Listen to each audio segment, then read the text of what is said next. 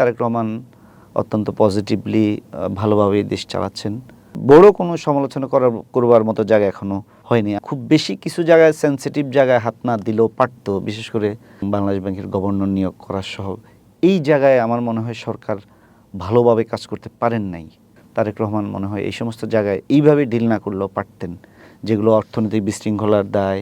যদিও এখানে আসলে একটা ভঙ্গুর কঠিন পরিস্থিতিতে তারা দেশটাকে পেয়েছেন।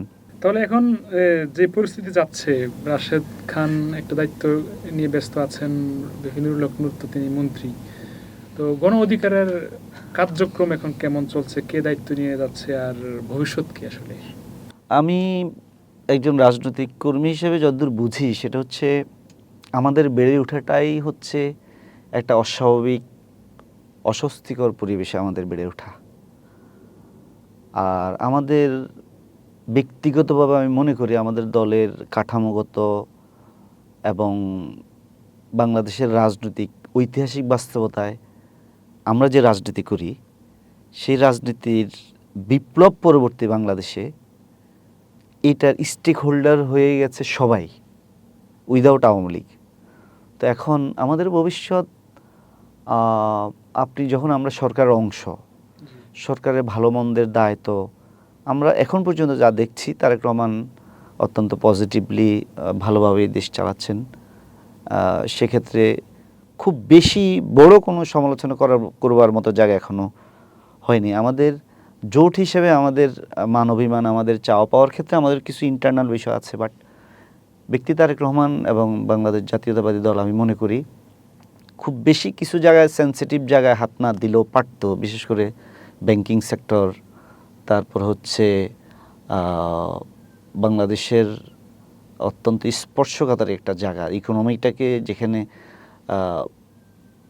কি বলে এটাকে রিইউনাইটেড করা, এটাকে এবং রিবিল্ড করার যে একটা সুযোগ, সেটা তো একটা হোঁচট খেলেই আমাদের অর্থমন্ত্রীর, আমি বলবো যে এটা একটা স্বাভাবিকভাবেই তিনি আরও এবং বাংলাদেশ ব্যাংকের গভর্নর নিয়োগ করা সহ এই জায়গায় আমার মনে হয় সরকার ভালোভাবে কাজ করতে পারেন নাই যেভাবে করা উচিত ছিল।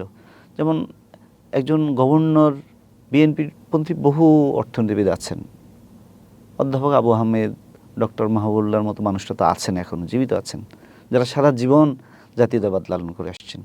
তো বিএনপির কাছে তো অপশন ছিলই, কিন্তু কোনো কারণেই হোক, সেটা ব্যক্তিগত আকাঙ্ক্ষার জায়গা থেকে হোক, তারেক রহমান মনে হয় এই সমস্ত জায়গায় এইভাবে ডিল না করলেও পারতেন, যেগুলো অর্থনৈতিক বিশৃঙ্খলার দায়, ব্যাংকিং সেক্টরটাকে ভালোভাবে ডেলে সাজানোর মধ্য দিয়ে অর্থনীতিটাকে স্মুথলি, যদিও এখানে আসলে একটা ভঙ্গুর কঠিন পরিস্থিতিতে তারা দেশটাকে পেয়েছেন, যেখানে হাজার হাজার কোটি টাকা দেশ থেকে লোপাট হয়ে পাচার হয়ে গেছে, যে টাকাগুলো নাই, আওয়ামী লীগের লোকদের টাকাগুলো ফ্রিজ হয়ে আছে একটা বৃহৎ অংশ টাকার। সেক্ষেত্রে অর্থনীতিটাকে আসলে রিবিল্ড করা, এটাকে গতিশীল করা, এটা সরকারের জন্য একটা বড় চ্যালেঞ্জ।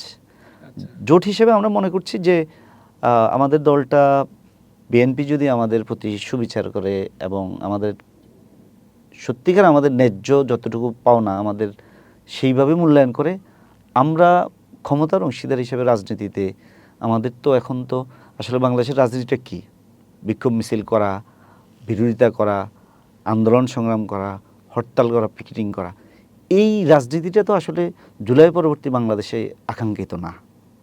আমরা আগাগোড়ায় আমাদের তরুণরা যেটা চেয়েছে, আমরা উন্নত বিশ্বের যে রাজনৈতিক যে সেই জায়গা থেকে আমরা প্রত্যাশা করি যে আমাদেরকে ভালো কিছুর প্রতিযোগিতা করা, যে বিএনপি ভালো কিছু করছে, জামাত নিশ্চয় তার চেয়ে ভালো কিছু করার চেষ্টা করবে, এবং আওয়ামী লীগও যদি কোনো দিন এই মাটিতে ফেরত আসতে হয়, তাকে এইটা মাথায় নিয়ে আসতে হবে যে আমি যা যা বিএনপি করতে পারে নাই, যে ভালো ভালো করতে পারে নাই, আমি আমার অতীতের ভুল শুধরে ওই ভালোগুলোর থেকে ভালো কিছু করেই আমি আমার রাজনৈতিক জায়গাটা চেয়ে নিব, আবার তৈরি করব। এদেশের মানুষ বিপ্লব পরবর্তী এটাই প্রত্যাশা করে।